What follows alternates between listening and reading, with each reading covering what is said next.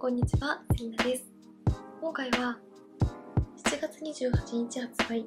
ディオールフォールコレクション2023より数量限定のサンクルールクチュール、523ベージュクチュール、683ルージュサーガ、そしてディオールスキンルージュブラシの限定色、537グランバルサテンをご紹介していきます。今年のディオールのフォールコレクションはネイルがメインアイテムとのことでしたが、今回ご紹介していく限定のアイシャドウとチークも限定らしい特別感のあるデザインはもちろん、カラーも秋らしくてとても可愛いので気になっているという方も多いんじゃないでしょうか。今回もアイシャドウは1色ずつの単色塗りをご紹介した後に、それぞれのパレットのメイクルックもご紹介していきますので、カラー選びに悩まれているという方に少しでも参考になれば嬉しいです。またこちらのチャンネルでは他にも新作のコスメを中心にご紹介しておりますので、気になった方はぜひチャンネル登録して動画もチェックしていただけたら嬉しいです。それでは早速始めていきます。ディオールフォールコレクション2023、ご紹介していくのはこちら、サンクルールクチュールの数量限定色、523のベージュクチュールと683のルージュサーガ。ディオールの文字がリズミカルに刻印された限定デザインのサンクルールクチュール。秋の鮮やかに色づく自然からインスピレーションを受け、柔らかくも鮮烈、それでいて温かみのあるベージュ、ブラウン、赤の色合いが2つの数量限定ハーモニーで登場。523のベージュクチュールはサテンベージュ、ライトピンクベージュ、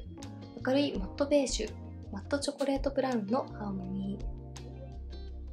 ー。683のルージュサーガはパーリーブロンズ、ブリックレッド、バーガンディ、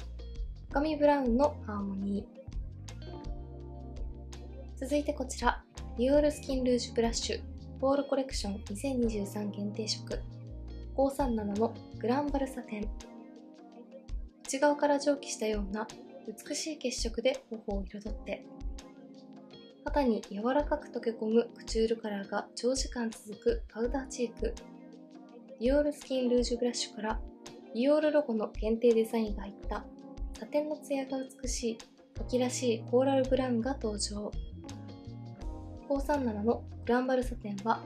サテン仕上がりの秋らしいコーラルブラウン。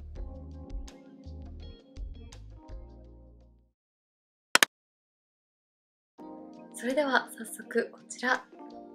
ディオールスキンルージュブラッシュのフォールコレクション2023限定色、537のグランバルサテンからご紹介していきたいと思います。6月にリニューアルしたディオールのチークは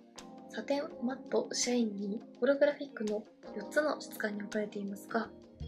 今回の限定色はパールによるツヤとラメによるきらめきの両方を楽しめるサテンタイプからの登場です。手元で見た感じ、発色もかなり良さそうなので、付属の小さいブラシではなく、今回はこちらの小箱のチークブラシ D を使って塗っていきたいと思います。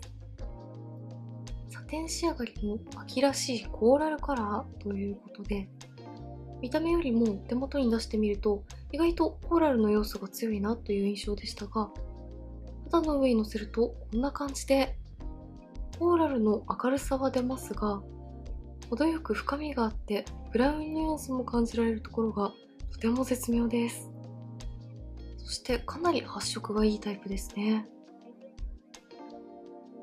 はい、こんな感じで両方の頬にディオールスキンルージュブラシの限定色537のグランバルサテンを塗ってみました。こちらのチークはかなり発色がいいタイプだったので、一塗りでもしっかりと肌にカラーが乗ってくれました。一度手の甲などで調整してから塗った方が塗りやすいんじゃないかなと思います。そしてカラーはこんな感じで、見た目だと少しオレンジっぽいニュアンスも感じるようなヌーディーカラーなのかなというイメージでしたが、手元で見るとこんな感じで意外とコーラルの要素が強かったので、実際に肌の上にのせてみるとどんな感じに発色するのかなと思っていました。肌の上にのせてみると程よいコーラルの明るさは感じられますが、手元で見た時よりもよりブラウンの深みニュアンスが効いている感じがして、程よく明るさは出るけれど明るすぎずヌーディーすぎずな、とてもバランスのいいカラーだなという印象です。そして質感としては通常のサテンタイプよりもさらにパールによるツヤめきを強く感じるので、今回私はディオールのマットタイプのファンデーションを塗っていて、ハイライトなどは特に塗っていませんが、こんな感じでこちらのチークを塗るだけで肌にツヤ感をしっかりと感じることができました。ただその分近くで見るとこんな感じで、通常のサテンタイプよりもパールの量が多い分少しだけ毛穴が目立つような感じはします。チークだけで肌をツヤ肌に仕上げたいという方におすすめです。よく見るとピンク寄りのコーラル系のラメが効いているところもすごく可愛いです。数量限定色ということで、カラーだけでなく質感にも通常タイプよりも少し違いを感じられるところがとてもいいなと思いました。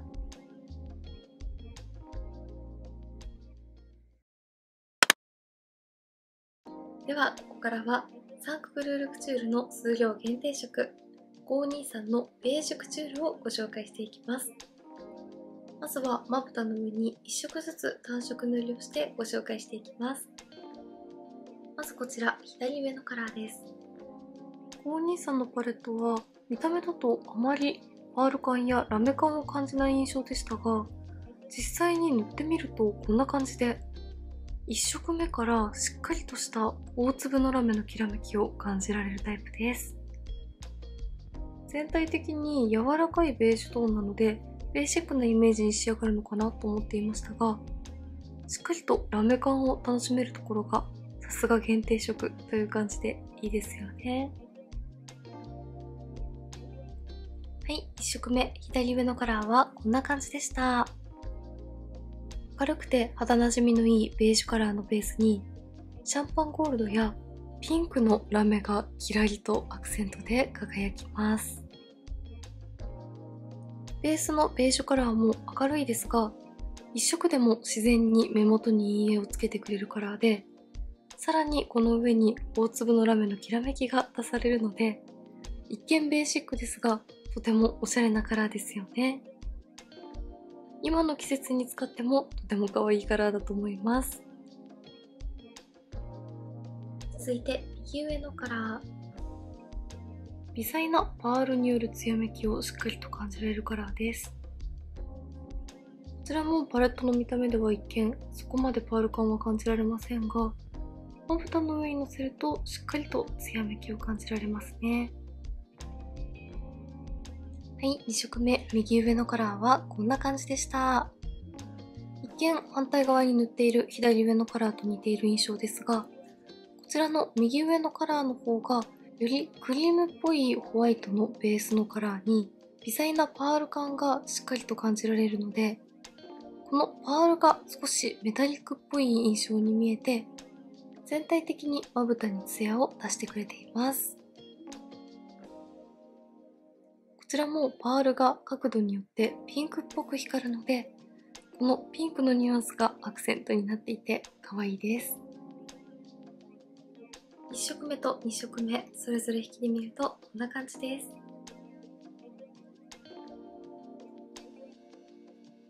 続いて中央のカラー。こちらもこんな感じで微細なパールによるツヤを感じられるタイプですね。パレットの見た目通りの柔らかいベビーピンクのようなカラーがそのまままぶたに塗ります。はい、3色目中央のカラーはこんな感じでした。柔らかいふんわりとしたベビーピンクのようなカラーがついた後に、同系色の微細なパールがツヤっとツヤめきを出してくれるカラーです。先ほど塗った2色目の右上のカラーよりはパールの量が少なめな感じがするので、こちらのカラーにはメタリック感は出ずに上品なツヤ感を感じられるような仕上がりです。続いて左下のカラー。ちらはふんわりとしていて発色のいいマットタイプですね。上3色は明るめカラーでしっかりとパールによるツヤやラメを感じられるタイプだったので、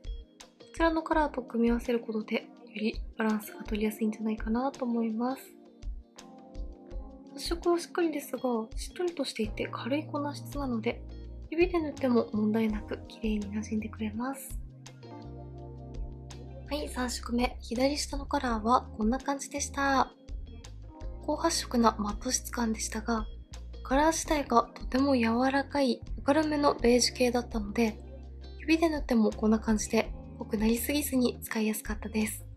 こちらのカラーにも少しだけピンクのニュアンスを感じることができるので、ベーシックですがとても柔らかい雰囲気も出ていて、ものすごく可愛いカラーだなと思います。今回のパレットは全体的にピンクのニュアンスがしっかりと効いていますね。3色目と4色目、それぞれ引きで見るとこんな感じです。最後、右下のカラーです。こちらのカラーは手元で見た時にかなり深みがあって発色も濃かったので、指で塗るのには少しカラー調整が難しそうなタイプだなと感じたので、ブラシで塗っていきたいと思います。今回はこちらのディオールのバックステージアイシャドウブラシの S を使っています。やはりブラシで調整しながら塗ってもこんな感じで、かなりしっかりとカラーを発色させることができました。まぶたの上にのせていくと、パープルのニュアンスを強く感じます。はい、最後4色目、右下のカラーはこんな感じでした。ブラシに取ったアイシャドウを手の甲でなんとかしっかりと調整しながら薄く重ねていきましたが、指で塗った左下のカラーと比較してもこんな感じで、かなりしっかりとカラーが乗ったので、他のカラーがナチュラルな発色な分、よりこちらのカラーを塗るときにはカラー調整などに注意が必要だなという風に感じました。手元で見たときはもう少し深みのブラウンといった印象でしたが、まぶたの上に乗せてみるとかなりパープルの要素を強く感じるような発色でした。5色目引きで見るとこんな感じです。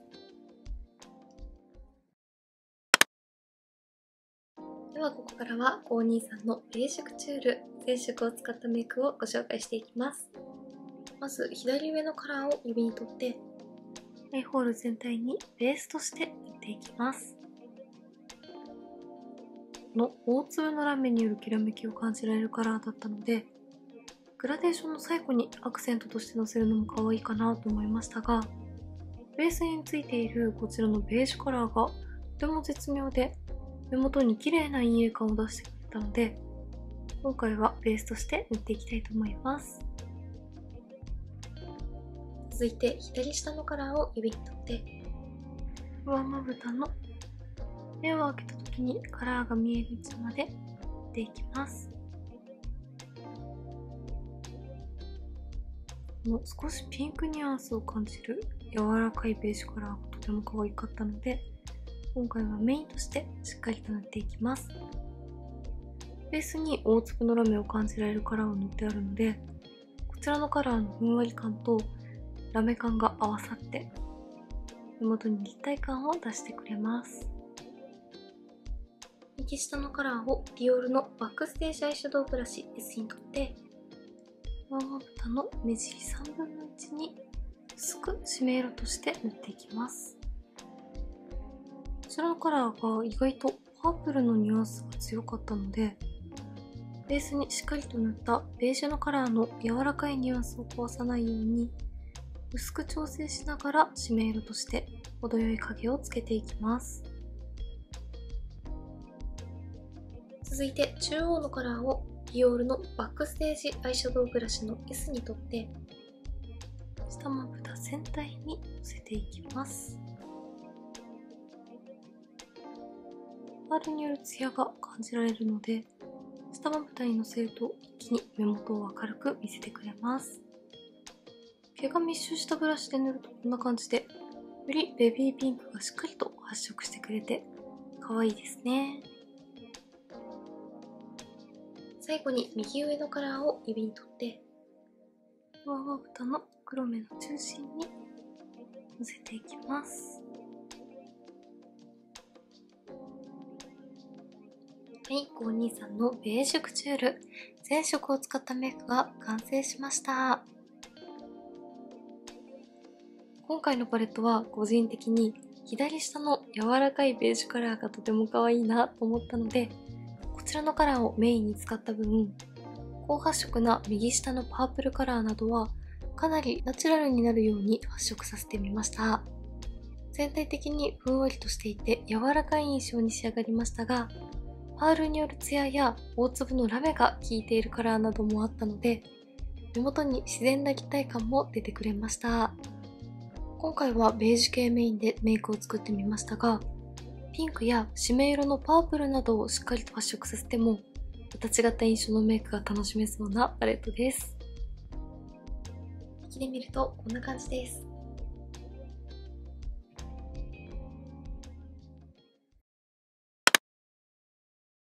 では続いてこちら、683のルージュサーガです。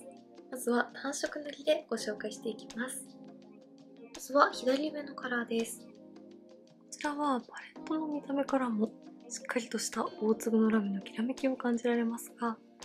まぶたの上にのせてもこんな感じで、ベースに程よい深みのあるカラーがついた上にシルバーの大粒ラメがキラキラと輝きます。華やかでとても可愛いですね。はい、1色目左上のカラーはこんな感じでした。ベースのカラーはピンクニュアンスの強いブロンズカラーといった感じで、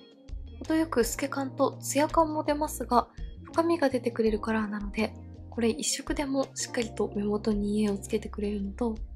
さらにその上からシルバーの大粒のラメがキラキラと輝く感じが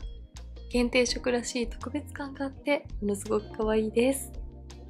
個人的にもこのカラーとても可愛いなと思いました。続いて右上のカラー、こちらもかなり発色が良かったので、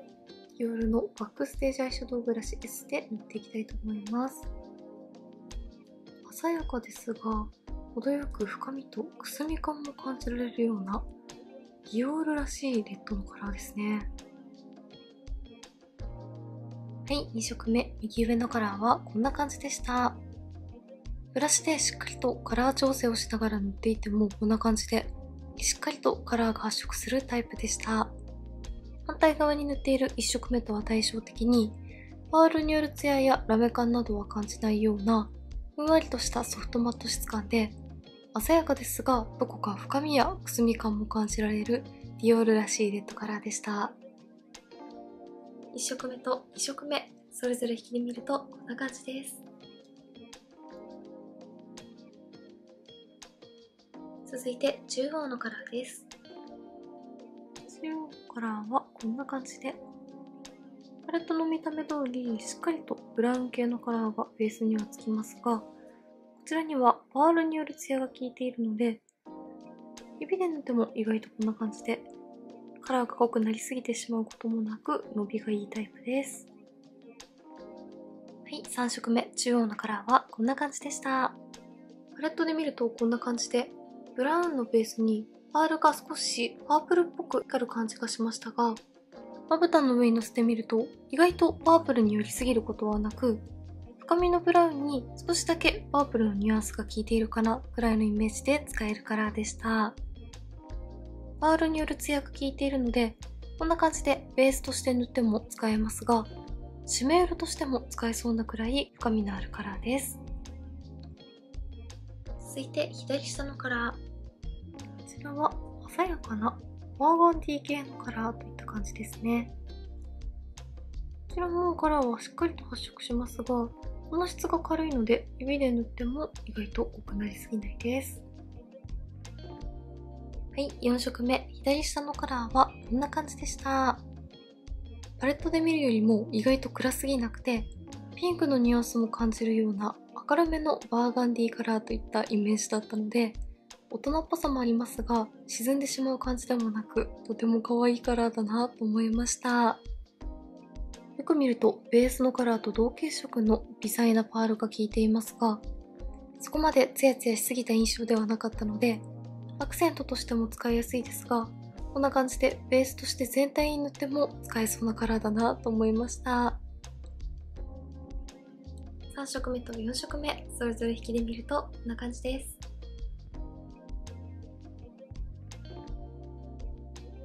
最後に右下のカラーです。こちらのカラーも発色がしっかりとしていたので、ブラシで塗っていきたいと思います。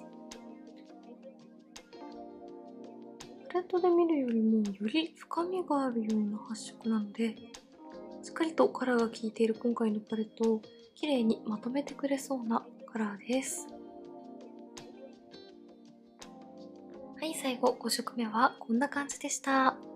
ブラシを使って調整して塗っていってもこんな感じでかなりしっかりとカラーを発色させることができました。カラーとしてはかなりダークなパープルブラウンといった感じの印象なので、このパレットの中に入っているレッドニュアンスやブラウンニュアンスのカラーをうまくまとめてくれそうです。5色目引きで見るとこんな感じです。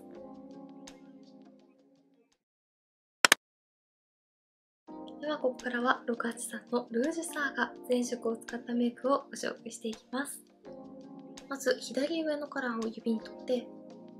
アイホール全体にベースとして塗っていきます。この大粒のラメを感じられるブロンズカラーがとても可愛かったので、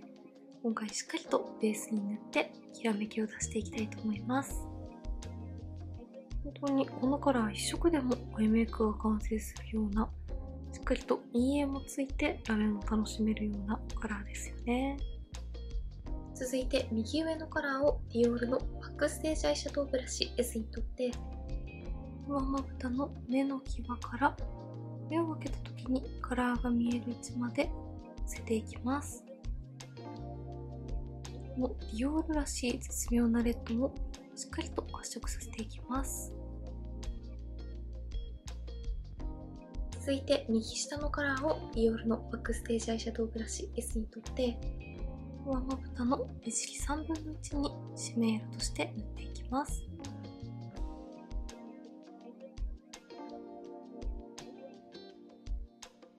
続いて左下のカラーをディオールのバックステージアイシャドウブラシ S に取って、まつげの際を中心に下まぶた全体に薄く発色させていった後、最後に中央のカラーをメイクアップフォーエバーのブラシに取って下まつげの際を締めていきます。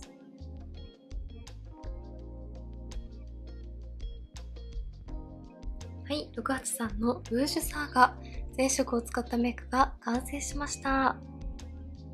全体的にレッドブラウン系のニュアンスでまとまっているパレットだったので、レッドとブラウンどちらの良さも出るようにしっかりと深みを持たせながらグラデーションを作ってみました。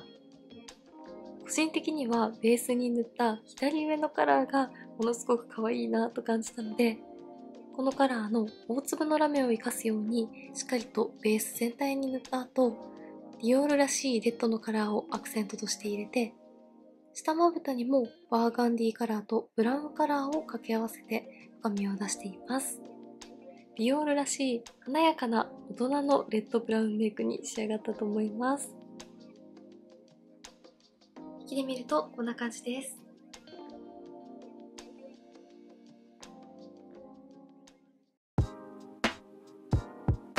はい、ではこんな感じで7月28日発売ディオールフォールコレクション2023よりサンククルークチュールの限定色2色とディオールスキンルージュブラシの限定色1色をご紹介していきました。今回見た目からも秋らしい深みのあるカラーが楽しめましたが、ディオールスキンルージュブラシは頬の上にのせてみると明るいコーラル感とブラウンニュアンスのバランスがとても絶妙で、しっかりとヌーディーで秋らしい印象にも仕上がりますが、暗くなりすぎなかったので今からの季節にも使いやすいカラーでした。そして限定のサンククルールクチュールは2色ともパールによるツヤ感やラメが効いていたので、限定色らしい華やかさが出るのはもちろん、パレット内のカラーの組み合わせによっては秋らしくも今の季節からにも使いやすそうなメイクにも仕上げることができそうなパレットでした。今回ご紹介したアイテムは全て数量限定品となりますので、気になった方はぜひお早めにチェックしてみてください。メイクについてのご質問やこんな動画が見たいなどございましたら、気軽にコメントやチャンネル登録していただけると嬉しいです。それでは最後までありがとうございました。